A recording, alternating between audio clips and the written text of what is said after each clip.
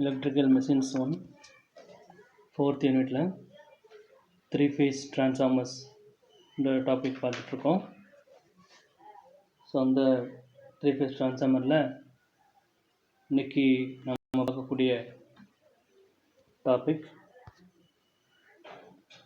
Transformer oil tester அப்படின்ற ஒரு topic பார்க்க போகிறோம். ஒரு இன்ட்ரெஸ்டான ஒரு டாபிக். ஸோ இதுக்கு முன்னாடி நம்ம 3 phase டிரான்ஸ்ஃபார்மரோட டைப்ஸ் ஆஃப் கனெக்ஷன்ஸ் பார்த்தோம். அதுக்கடுத்து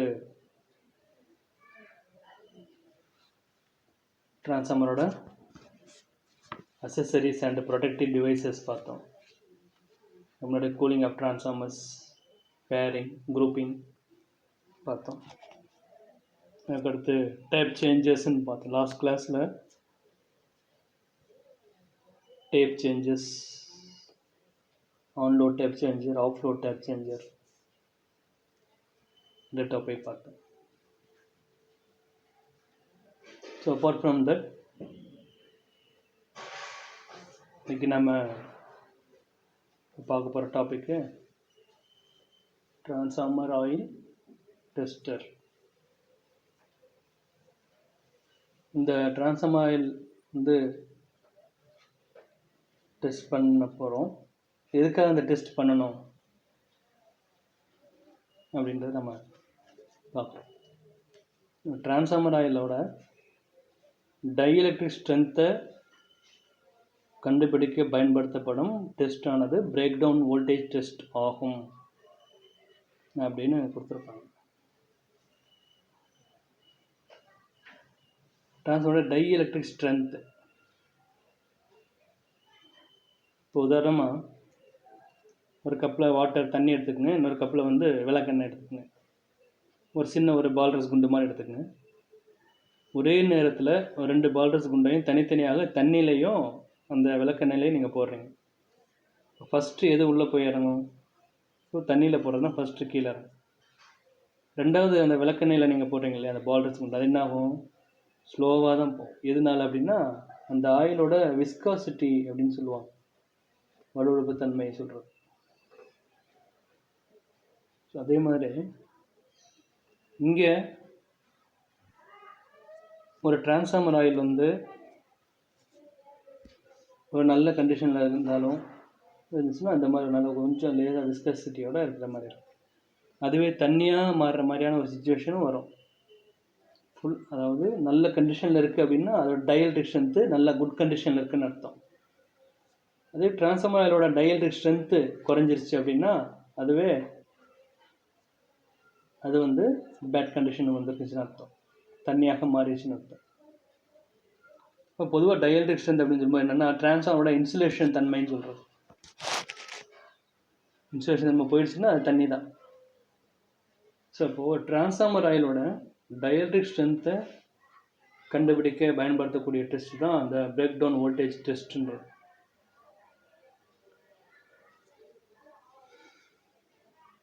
இந்த டெஸ்ட்டு வந்து டிரான்ஸ்ஃபார்மர் ஆயிலை குளிர்ந்த நிலையில் உள்ள போது தான் நம்ம செய்யணும்.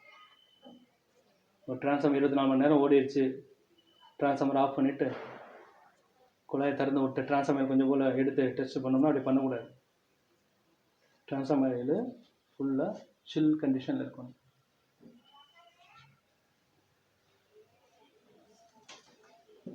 இப்போ சூடான ஆயிலை வந்து சோனை செஞ்சோம்னா நமக்கு ஒரு தவறான ஒரு பிரேக் டவுன் வோல்டேஜ் நமக்கு கிடைக்கும். இந்த டிரான்ஸ்ஃபார்மர் ஆயிலோட டெஸ்டரோட சர்க்யூட் டயக்ராம் கொடுத்துருக்குறாங்க பாருங்கள். எக்ஸாமில் வந்து இந்த படத்துக்கு 5 மார்க், ஆன்சருக்கு 5 மார்க். நான் ஏன் இதை ஒவ்வொரு டாபிக் நடத்தும்போது இந்த வார்த்தையை நான் சொல்கிறேன், சர்க்யூட்டுக்கு 5 மார்க்கு, ஆன்சருக்கு 5 மார்க்கு அப்படின்னு நான் சொல்லிக்கிட்டே வரேன். எதனால அப்படின்னா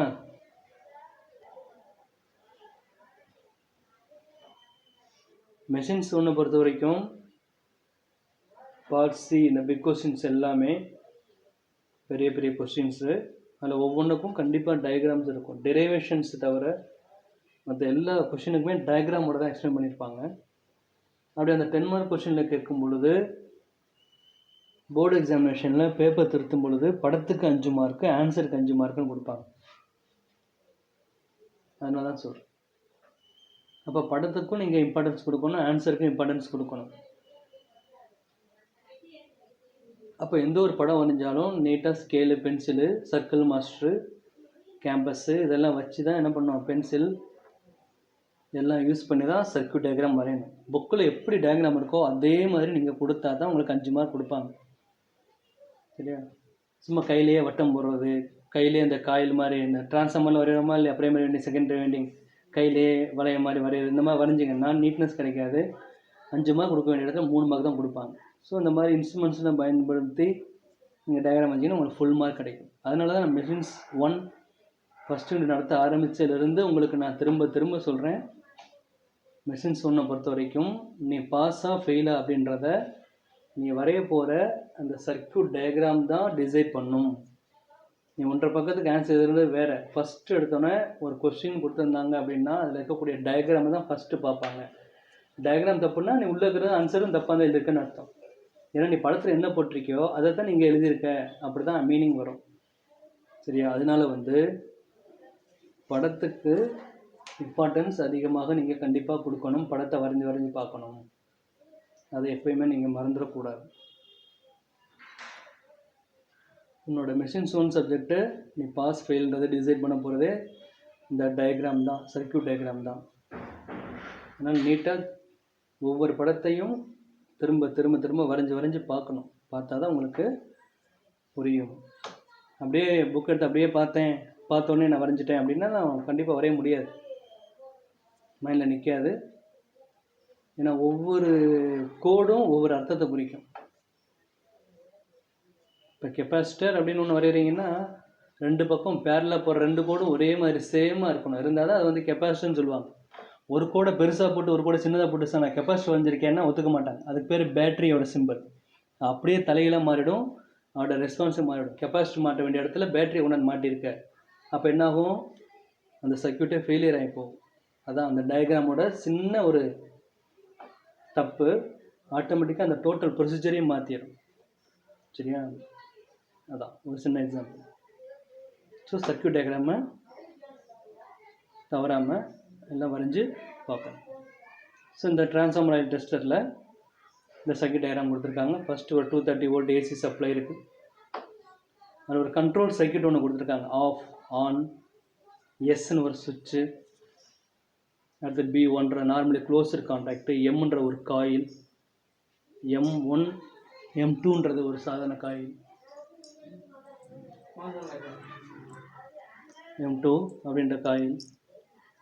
இதில் ஆன் ஆஃப் அப்படின்றது புஷ் பட்டன் சொல்லக்கூடியது. புஷ் பட்டன் நீங்கள் வீட்டில் இந்த உப்பு தண்ணீர் இதெல்லாம் போடுறதுக்காக, இல்லாட்டி ஏதாவது மோட்டர் கம்ப்ரஸர் வீட்டில் வச்சுருப்பீங்க, போடுறதுக்கான ஒரு ஸ்டார்டர் வச்சுருப்பீங்களா இல்லையா, ஒரு பச்சை கலர் பட்டன் இருக்கும், ப்ரெஸ் பண்ணோன்னா மோட்டர் ரன் ஆகும். அதே மாதிரி சிவப்பு கலர் பட்டன் இருக்குது, அதை ப்ரெஸ் பண்ணோன்னா என்ன ஆகும், மோட்டர் ஆஃப் ஆகும். இதுதான் அந்த புஷ் பட்டன் சொல்லக்கூடியது. On button, off button, push button. எஸ்ன்ற சுவிட்சு கொடுத்துருக்காங்க. M2 அப்படின்றது ஒரு சீலிங் கான்டாக்டு. அடுத்து வேரியாக்னு ஒன்று கொடுத்துருக்காங்க. இந்த வேரியாக் அப்படின்றது என்ன அப்படின்னு பார்த்தோம்னா, ஒரு 230 வோல்ட் ஏசி சப்ளையை 0லேருந்து 230க்குள்ளே எவ்வளோ நாள் நம்ம வோல்டேஜ் என்ன பண்ணிக்கலாம், செட் பண்ணிக்கலாம். அதுதான் சிங்கிள் ஃபேஸ் வேரியாக்ன்றது. அதுக்கடுத்து பார்த்தோம்னா கேவின்னு சொல்லக்கூடிய கிலோ வோல்ட், அதாவது இந்த பிரேக் டவுன் வோல்டேஜ் டெஸ்ட்டில் வரக்கூடிய அந்த வோல்டேஜை நம்ம அளக்கக்கூடிய மீட்டர், வோல்ட் மீட்டர். கேவின்னு போட்டிருக்குன்னா கிலோ வோல்ட்டுன்னு அர்த்தம். சரியா? கிலோ வோல்ட்டு அப்படின்னு அர்த்தம், கிலோ வோல்ட்டு. அப்போனா இந்த டிரான்ஸ்ஃபார்மர் ஆயில் கிட்டத்தட்ட 60 kV வரைக்கும் மெஷர் பண்ணுற மாதிரி இருக்கும். இந்த டிரான்ஸ்ஃபார்மர் ஸ்டெப் அப் டிரான்ஸ்ஃபார்மர். பக்கத்தில் பாருங்கள், ப்ரைமரி வெண்டிங் சின்னதாக இருக்குது, செகண்டரி வெண்டிங் அதிகமாக இருக்குது, டர்ன்ஸ் அதிகமாக இருக்குது பாருங்கள். ப்ரைமரி வெண்டிங் குறைவாகவும் செகண்டரி வெண்டிங் அதிகமாகவும் இருக்குது பார்த்தீங்களா? அப்போ இது ஸ்டெப்பு அப் டிரான்ஸ்ஃபார்மர் மேலே எழுதியிருக்காங்க. அப்போது 230 வோல்ட் ஏசிபியில் கொடுத்தோம்னா செகண்டரியில் நமக்கு 60,000 வோல்ட் நமக்கு வெளியில் கிடைக்கும். அப்போ இது எவ்வளோ ஒரு ஹெவி வோல்டேஜ், ஹை வோல்டேஜில் நம்ம என்ன பண்ணுறோம், இந்த டெஸ்ட்டு பண்ணுறோம். அதான் இந்த இடத்துல என்ன பண்ணுறோம், ஹை வோல்டேஜ் 60,000 வோல்ட்டை மெஷர் பண்ணணுன்றதுக்காக இங்கே கேவின்னு சொல்லக்கூடிய ஒரு volt metre, kilo volt range measure பண்ணக்கூடிய ஒரு ஏசி வோல்ட் மீட்டர் போட்டிருக்காங்க. அடுத்து ஒரு டிரான்ஸ்ஃபார்மர் கொடுத்துருக்காங்க. பின்றது ஒரு ரிலே காயில். பின்றது ஒரு ரிலே காயில். அதுக்கப்புறம் பக்கத்தில் ஒரு சின்ன கப் மாதிரி இருக்குது. அந்த கப்பில் ஒரு டாட்டாக போட்டிருக்காங்கல்ல, ஒரு தண்ணி இப்போ சிம்பிள் மாதிரி இருக்கு பார்த்தீங்கன்னா, அது ஒன்றும் தண்ணி கிடையாது. அது வந்து டிரான்ஸ்ஃபார்மர் ஆயில்னு சொல்லக்கூடியது. ஒரு சாம்பிள் ஆயிலை எடுத்து என்ன பண்ணுறாங்க, ஒரு டெஸ்ட் கப்பில் வச்சு டெஸ்ட் பண்ணுறாங்க. இந்த ஆயில் வந்து எவ்வளவு டயல்ட்ரிக் ஸ்ட்ரென்த்து தாங்கும் அப்படின்றத செக் பண்ணுறதுக்காக ஒரு சாம்பிளாக கொஞ்சம் ஒரு ஆயில் எடுத்துக்காங்க. ஒரு 1/2 லிட்டர் ஆயில் எடுத்து டெஸ்ட் பண்ணுவாங்க. டெஸ்ட் பண்ணதுக்கப்புறம் தான் டிரான்ஸ்ஃபார்மர் டேங்க்லேயே உள்ளே ஊற்றுவாங்க கூலிங் பர்பஸ்க்காக. ஏன்னா ஒரு டிஸ்ட்ரிபியூஷன் டிரான்ஸ்ஃபார்மரில் வரக்கூடிய இன்புட் வோல்டேஜ் எவ்வளோன்னா 11,000 வோல்ட் உள்ளே வரும். இப்போ 11,000 வோல்ட் உள்ளே வரும்பொழுது அது எவ்வளோ ஹீட் இருக்கும் ப்ரைமரி வைண்டிங். அப்போ அந்த ஹீட் எல்லாத்தையும் தாங்கி கூல் பண்ணுறது எதுன்னா அந்த டிரான்ஸ்ஃபார்மர் ஆயில் தான். அப்போ இந்த டிரான்ஸ்ஃபார்மர் ஆயில் அந்த 11,000 வோல்ட்டை விட அதிகமான கெப்பாசிட்டியை ஹீட்டை தாங்கக்கூடிய தன்மை இருக்கணும். அதனால தான் என்ன சொல்கிறோம்னா 60,000 வோல்ட்டு வரைக்கும் என்ன பண்ணுவாங்கன்னா டிசைன் பண்ணியிருப்பாங்க இந்த டிரான்ஸ்ஃபார்மர் அப்படின்றது இல்லையா. இப்போ இது எப்படி ஒர்க் ஆகுதுன்றதை நம்ம பார்க்கலாம். இந்த பிடிவி டெஸ்ட்டு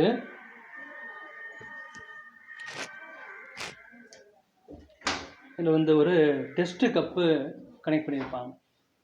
பிடிவியில் ஒரு டெஸ்ட்டு கப்பு இருக்கும். அதான் நான் இப்போ சொன்னேன், அந்த டெஸ்ட்டு கப்பில் தான் ஆயில் ஃபிக்ஸ் பண்ணியிருக்காங்க. இந்த டெஸ்ட்டு கப்புக்குள்ளே உருண்டையாக 2 டயக்ராம் போட்டிருக்காங்க, 2 சர்க்கிள் போட்டிருக்காங்க பார்த்தீங்களா. அதுக்கு பேர் என்னென்னா எலக்ட்ரோடுன்னு சொல்லுவாங்க. 2 எலக்ட்ரோடு இருக்குது. டெஸ்ட்டு கப்புன்னு சொல்லக்கூடிய அந்த இதில் 2 எலக்ட்ரோட்ஸ் இருக்குது. இந்த எலக்ட்ரோடோட முனைகள் வந்து எப்படி இருக்கும்னா ஸ்பியர் வடிவத்தில் இருக்கும். இந்த ஸ்பியரோட டயாமீட்டர் எவ்வளோன்னா 13 mm இருக்கும். ஒவ்வொரு ஸ்பியரோட டயாமீட்டரும் 13 mm. இந்த 2 ஸ்பியருக்கும் நடுவில் இருக்கக்கூடிய தூரம், மேலேருந்து ஒரு எலக்ட்ரோடு காட்டியிருக்கு, கீழேருந்து ஒரு எலக்ட்ரோடு போட்டிருக்கு. 2 எலக்ட்ரோடு இருக்குது. அந்த 2க்கு இடையில கேப் இருக்கா இல்லையா, இந்த கேப்பு வந்து எவ்வளோ இருக்கும் அப்படின்னா 4 mm இருக்கும். 4 mm. இந்த டெஸ்ட்டு கப்போட பக்கவாட்டில் வந்து என்னென்னா ஒரு ஸ்க்ரூ அரேஞ்ச்மெண்ட்ஸ் கொடுத்துருப்பாங்க. இந்த ஸ்க்ரூவை பயன்படுத்தி அந்த ஸ்பியர் இருக்கா இல்லையா, அந்த 2 ஸ்பியருக்கு இருக்கக்கூடிய கேப்பை வந்து நம்ம என்ன பண்ணோம்னா அட்ஜஸ்ட் பண்ணலாம். அந்த 2 ஸ்பியர்களோட கேப் ரொம்பவும் பக்கத்தில் இருக்குன்னு வச்சுங்க, என்ன ஆகும், ஸ்பார்க்கு சீக்கிரமாக நமக்கு கிடைக்கும். 2க்கு நல்ல ஒரு ஆர்க் சீக்கிரமாக ஃபார்மேஷன் ஆகும். இதே ஸ்பார்க் டிஸ்டன்ஸ் தள்ளும்போது அந்த ஆர்க் ஃபார்மேஷனோட லென்த்து அதிகமாகும். இப்போ இந்த ஸ்டெப் அப் டிரான்ஸ்ஃபார்மர் ஒன்று இந்த கிட்டில் நம்ம ஏற்கனவே இருக்குன்னு சொல்லியிருக்கோம். இந்த செகண்டரி ஆனது 2 எலக்ட்ரோடையும் கனெக்ட் செய்யுது. இந்த செகண்டரி ஆனது 2 எலக்ட்ரோடுகளையும் கனெக்ட் பண்ணுது. இதோட பிரைமரி வைண்டிங்க்கு வேரியக் மூலமாக நம்ம சப்ளை கொடுக்குறோம். சப்ளையை கொடுக்குறோம். இப்போ வேரியக் அட்ஜஸ்ட் செஞ்சு தேவையான அளவு வோல்டேஜை நம்ம என்ன பண்ணலாம், டெஸ்ட் வோல்டேஜை கிராஜுவலாக இன்க்ரீஸ் பண்ணி நம்ம இந்த வேலையை நம்ம செய்யலாம். இப்போ இந்த பாதுகாப்புக்காக இந்த சேஃப்டிக்காக என்ன பண்ணுறோம்னா இந்த கிட்டில் ஒரு டிவைஸ் கொடுத்துருக்காங்க. அதாவது இந்த சேஃப்டிக்காக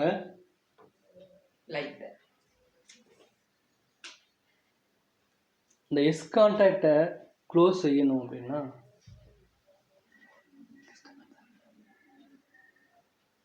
இந்த வேரியக்கானது 0 வோல்ட்டில் அவுட்புட் கண்டிஷனில் இருக்கணும்.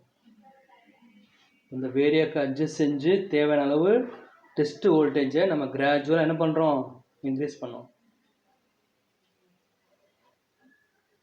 அப்போ இதில் ஒரு சேஃப்டி டிவைஸ் ஒன்று கொடுத்துருக்காங்க. இந்த எஸ் கான்டாக்டை க்ளோஸ் செய்யணும்னா இந்த வேரியக்கானது 0 வோல்ட்டிலேருந்து அவுட்புட் கண்டிஷனில் இருக்கணும். இப்போ முதல்ல இந்த டெஸ்ட்டு கப்பில் ஆயிலை ஃபில் பண்ணி வச்சுருக்கணும். இந்த ஆயிலோட அளவானது அந்த எலக்ட்ரோடுகளோட விட 1 சென்டிமீட்டர் அதிகமாக இருக்கணும். இந்த ஆயிலோட அளவு இந்த எலக்ட்ரோட்ஸை விட 1 சென்டிமீட்டர் அதிகமாக இருக்கணும். அப்புறம் ஒரு சுத்தமான ஒரு கண்ணாடி ஒரு தட்டு மாதிரி எடுத்துகிட்டு அதில் மூடி என்ன பண்ணணும், ஒரு 5 நிமிஷம் நம்ம வைக்கணும். இப்படி வைக்கிறதுனால உள்ள இந்த ஏர் பப்புள்னு சொல்லுவாங்க, காற்று குமிழிகள் ஏதாவது இருந்துச்சுன்னா ஆயிலேருந்து மறைஞ்சிடும். சரியா? இதுதான் நம்ம ஃபஸ்ட்டு ஸ்டெப்பு. இப்போ என்ன பண்ண போகிறோம், இந்த ஆயிலை நம்ம டெஸ்ட் பண்ண போகிறோம். இந்த ஆயில் டெஸ்ட் பண்ணும்போது ஃபஸ்ட் என்ன செய்யணும் அப்படின்னா, முதல்ல ஆன் பட்டனை நாம் ப்ரெஸ் பண்ணணும். ஆன் பட்டன் அப்படின்னு சொல்லக்கூடிய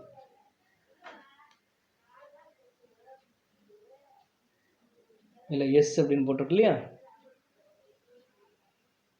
அந்த எஸ்ன்ற சுவிட்சை க்ளோஸ் பண்ணுறதுக்கு முன்னாடி இந்த படத்தில் ஆன் ஓஎன் அப்படின்னு ஒரு பட்டன் இருக்கா இல்லையா, அந்த பட்டனை ப்ரெஸ் பண்ணுறோம். பட்டனை அழுத்தின உடனே இந்த காயில் எம் அப்படின்றது வந்து என்ன ஆகும்னா எனர்ஜைஸ் ஆகும்.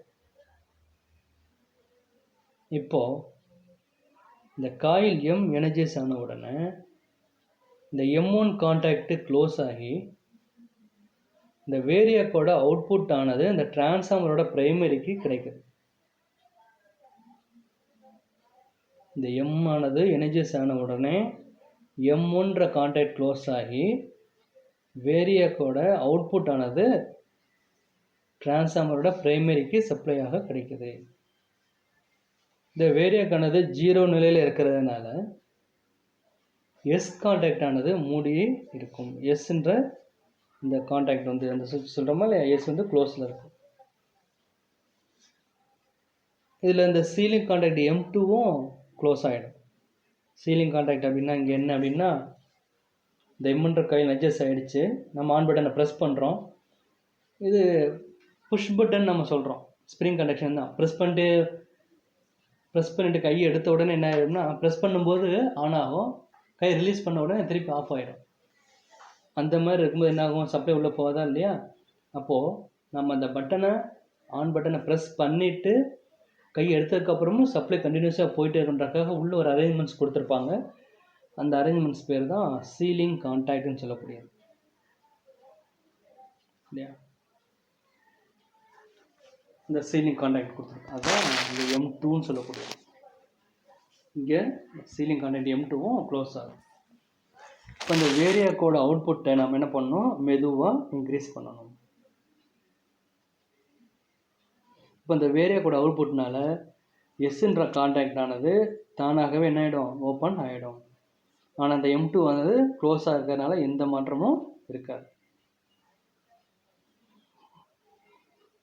இப்போ இந்த ஆயில் வந்து நல்லா இருக்கா இல்லையா அப்படின்றத நம்ம இப்போது இந்த டெஸ்ட் பண்ணுறது மூலமாக எப்படி நம்ம தெரிஞ்சுக்கலாம் அப்படின்னா, இந்த டெஸ்ட் வோல்டேஜ் ஆனது 1 kV/s முறையில் நம்ம கிராஜுவலாக இன்க்ரீஸ் பண்ணணும். அதாவது இந்த டெஸ்ட் வோல்டேஜ் ஆனது எப்படி இருக்கணும்னா 1 kV/s முறையில் சீராக அதிகரிக்கணும். ஒரு நல்ல ஆயிலானது எப்படி இருக்கணும்னா 22 kV ஒரு நிமிஷத்துக்கு தாங்கணும். அதாவது நம்ம சிங்கிள் பேஸ் வேரியாக்கு அட்ஜஸ்ட் பண்ணும் பொழுது கிட்டத்தட்ட 22,000 வோல்ட்டை ஒரு நிமிஷத்துக்கு அந்த ஆயில் வந்து தாங்கணும். அதாவது ட்ரிப் ஆகாமல் கண்டினியூஸாக என்னகிட்டே இருக்கணும், அது ஒர்க்கிங்லேயே இருக்கணும். அப்போது இந்த 22 kVயை கடைஞ்ச பிறகு திரும்ப என்ன பண்ணணும், அந்த வேரியாக்கு நம்ம மெதுவாக அட்ஜஸ்ட் பண்ணணும். அந்த சிங்கிள் பேஸ் வேரியாக்கு அட்ஜஸ்ட் பண்ணி அதே மாதிரி நம்ம என்ன பண்ணோம், 22 kVயிலேருந்து 33 kVக்கு அதிகப்படுத்தணும். 22 kV மூலம் வச்சு டெஸ்ட் பண்ணாமா, திருப்பி அதை அட்ஜஸ்ட் பண்ணும்போது வோல்ட் மீட்டரில் 22லேருந்து 33 kV வரைக்கும் கொண்டு போகணும். ஏன்னா நம்ம 60,000 வோல்ட் வரைக்கும் நம்ம என்ன பண்ணியிருக்கோம், இந்த டிரான்ஸ்ஃபார்மர் டிசைன் பண்ணியிருக்கோம். அதனால் ஃபஸ்ட்டு 22 kV வச்சுட்டு 5 நிமிஷத்துக்கு பார்க்கணும் ட்ரிப் ஆகுதா இல்லையான்றது. ஒரு 5 நிமிஷம் ஆகியும் ட்ரிப் ஆகலைன்னா திருப்பி அந்த வேரியாக்கு அட்ஜஸ்ட் பண்ணி 33 kVயை செட் பண்ணணும். இப்போது 33 kVA சப்ளை உள்ளே போயிட்டுருக்குது. இந்த நேரத்தில் இந்த 2 எலக்ட்ரானுக்கும் இடையில் ஏதாவது ஒரு வோல்டேஜில் பிரேக் டவுன் ஏற்பட்டுச்சுன்னா 22லேருந்து 33 kV வரைக்கும் கொஞ்சம் கொஞ்சமாக கிராஜுவலாக நம்ம என்ன பண்ண அட்ஜஸ்ட் பண்ணி கொண்டு போவோம். 5 நிமிஷத்துக்கு கொண்டு போவோம். அப்படி கொண்டு போகும்போது ஏதாவது ஒரு வோல்டேஜ் லெவலில் வைக்கும் பொழுது ஏதோ ஒரு பிரேக் டவுன், அதாவது ஒரு ட்ரிப் ஆகி ஆட்டோமேட்டிக்காக என்ன ஆகிடும், இந்த ரீடிங் காட்டிட்டு இருந்த வோல்ட் மீட்டர் ஆட்டோமேட்டிக்காக 0 பொசிஷனுக்கு வந்துடும். அதுதான் ட்ரிப் ஆகுதுன்றது. அந்த இடத்துல ஒரு சர்ஜு ஆனது பிரைமரி வைண்டிங்கில் ஏற்படுது. இந்த சர்ஜானது இந்த காயில் பி எனர்ஜைஸ் செய்கிறது. அதனால் அந்த காண்டாக்ட் B1 வந்து உடனடியாக என்ன ஆகிடும், ஓப்பன் ஆகிடும். அந்த பிரைமரி வைண்டிங்கில் ஒரு காயில் போட்டிருக்கா இல்லையா, ரிலேன் மாதிரி ஒரு பீன் போட்டிருக்கு இல்லையா, அந்தது ஏதாவது பிரேக்டவுன் ஏற்பட்டுச்சுன்னா அந்த வோல்டேஜ் போய் அந்த ரிலே காயில் வந்து என்ன பண்ணும், எனர்ஜைஸ் பண்ணும். இப்போ அந்த பி எனர்ஜைஸ் ஆன உடனே அந்த ஆட்டோமேட்டிக்காக அந்த B1 அப்படின்னு சொல்லக்கூடிய ஏற்கனவே என்ன இருக்குது, க்ளோஸ் ஆகிருக்கு பார்த்தீங்களா, அது வந்து என்ன ஆகிடும், ஷட்டுன்னு ஓப்பன் ஆகிடும். இப்படி ஓப்பன் ஆன உடனே என்ன ஆகும்னா, அப்போது நோ லோடு பீரியடில் ஏற்படக்கூடிய இந்த மினிமம் கரண்ட்டால் இந்த பி வந்து என்ன பண்ண முடியாது, எனர்ஜைஸு பண்ண முடியாது. இப்போ இந்த காயில் எம் ஆனது டீஎனர்ஜைஸ் ஆகுது. அதே சமயத்தில் இந்த M1 ஓப்பன் ஆகி இந்த வேரியாக்கை பிரைமரி வண்டியில் இங்கேருந்து என்ன ஆகிடுது, பிரிச்சிருது. அப்போ எந்த வோல்டேஜில் பிரேக் டவுன் ஏற்பட்டுச்சோ அந்த வோல்டேஜ் ஆனது பிடிவியாக இருக்கும். அதுதான் அந்த வோல்டேஜ் தான் பிரேக் டவுன் வோல்டேஜ். இப்போ உதாரணமாக 22லேருந்து 33 வரைக்கும் நம்ம கொஞ்சம் கொஞ்சமாக வோல்டேஜ் அட்ஜஸ்ட் பண்ணி கொண்டு போகிறோம். இப்போ ஒரு 27 kVயில் ட்ரிப் ஆகிருக்குன்னு வச்சுக்கோங்க. அப்போ என்ன அர்த்தம், இந்த டிரான்ஸ்ஃபார்மர் ஆயில் 27,000 வோல்ட் வரைக்கும் ஹீட்டை தாங்கக்கூடிய தன்மை கொண்டது அப்படின்றதான் நம்மளோட இந்த டெஸ்ட்டோட ரிசல்ட். இதுதான் பிரேக் டவுன் வோல்டேஜ் டெஸ்ட்டுன்னு சொல்லக்கூடியது. சரியா, இதே நம்ம அட்ஜஸ்ட் பண்ணி 60 kV வரைக்கும் நம்ம கொண்டு போகலாம். இதே ஒரு இடத்துல கொண்டு போகும்போது திடீர்னு 48,000 வோல்ட் 48 kVயில் ட்ரிப் ஆச்சுன்னா அந்த ஆயில் வந்து 48,000 வோல்ட் வரைக்கும் ஹீட்டை தாங்கும் தன்மை கொண்டது அப்படின்றதையும் நம்ம தெரிஞ்சுக்கணும். அதான் எந்த வோல்டேஜில் பிரேக் டவுன் ஏற்படுதோ அந்த வோல்டேஜ் ஆனது பிடிவி ஆகும்.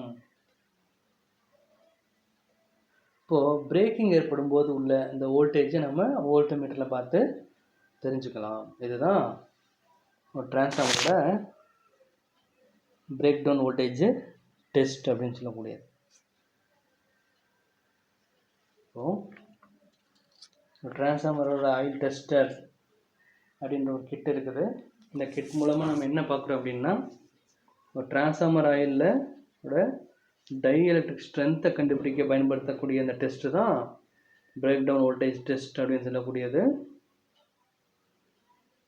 இந்த டெஸ்ட்டை வந்து என்ன பண்ணாமல், டிரான்ஸ்ஃபார்மர் ஆயில் குளிர்ந்த நிலையில் இருக்கும்போது அந்த டெஸ்ட் நாம் செய்யணும். சூடான ஆயிலை சோதனை செய்யும்போது நம்ம கரெக்டான ஒரு பிரேக் டவுன் வோல்டேஜ் அளவு நமக்கு கிடைக்காது.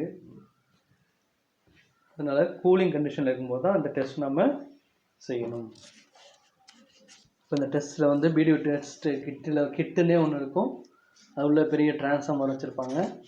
இந்த transformer step up transformer 230 volt பாரு 60 kV, அதாவது 230 வோல்ட்டு ஏசி சப்ளை கொடுத்தோம்னா பிரைமரியில் செகண்டரியில் 60,000 வோல்ட்டு நமக்கு வெளியில் கிடைக்கும்.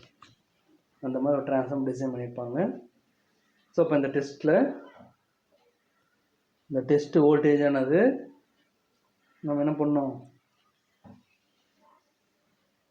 1 kV/s அப்படின்ற முறையில் நம்ம என்ன பண்ணோம், கிராஜுவலாக ரைஸ் பண்ணணும். சிங்கிள் ஃபேஸ் வேரியாக்கை பயன்படுத்தி செய்யணும்.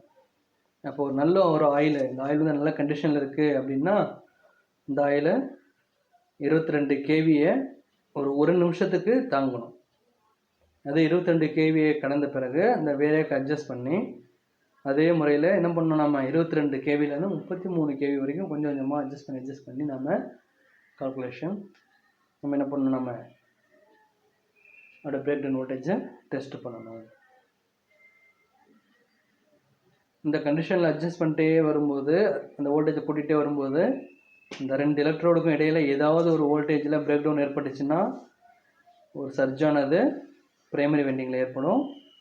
இந்த சர்ஜு காயில் பியை வந்து என்ன பண்ணிடும், எனர்ஜைஸ் பண்ணும்.